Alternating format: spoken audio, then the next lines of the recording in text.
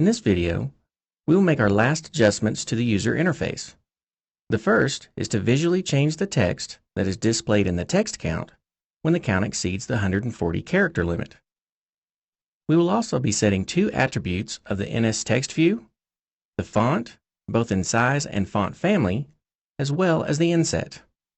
The inset is the distance the text begins in the text view, starting from the top and left of the top left corner of the text view.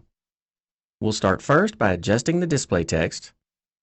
We'll begin entering our new code right after we've created the display string, but before we set the string value. And here we're going to need to compare the size to see if it's greater than 140.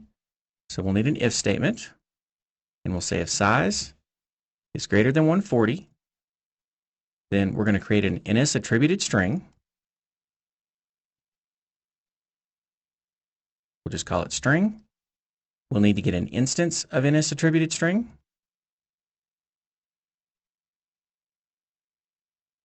And the method that we're going to use is NSAttributedString attributes. The string that we're going to pass in is the display string.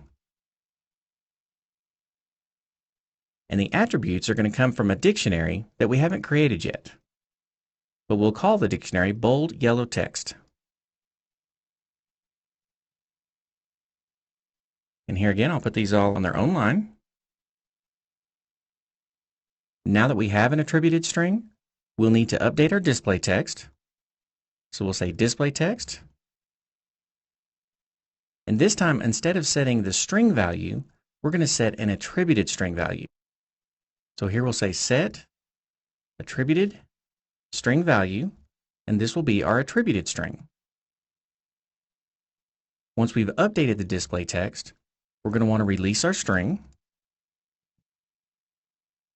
so that we don't have a memory leak.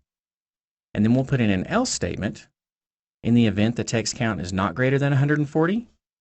And here we're going to move the display text at the bottom that we had originally, and we're going to put that in the else statement.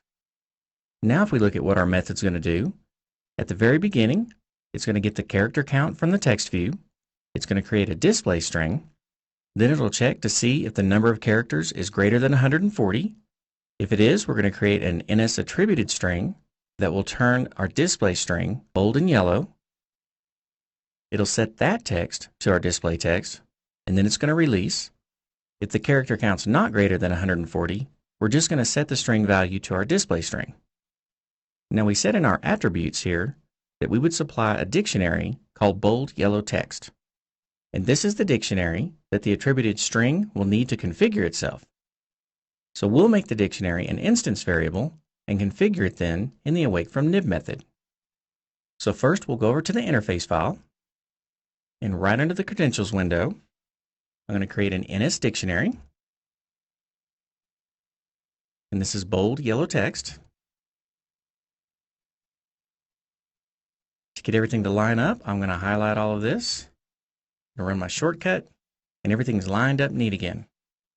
So I'll save that. We need to go back over to our awakeFromNib method. And here we're going to configure our dictionary. So we'll say bold yellow text and NSDictionary.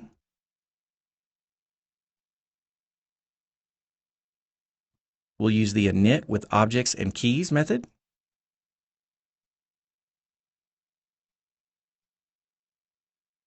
And our first object is going to be an NSColor. We'll use the class method yellowColor. And this will be for the key NSForeground color attribute name.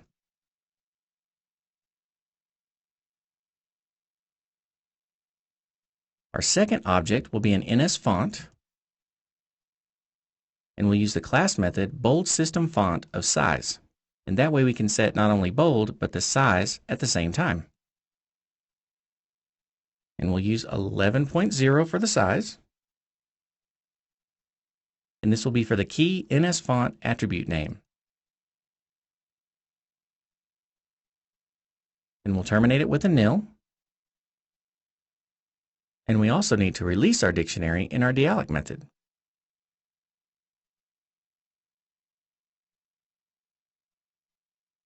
We will finish this lesson in the next video.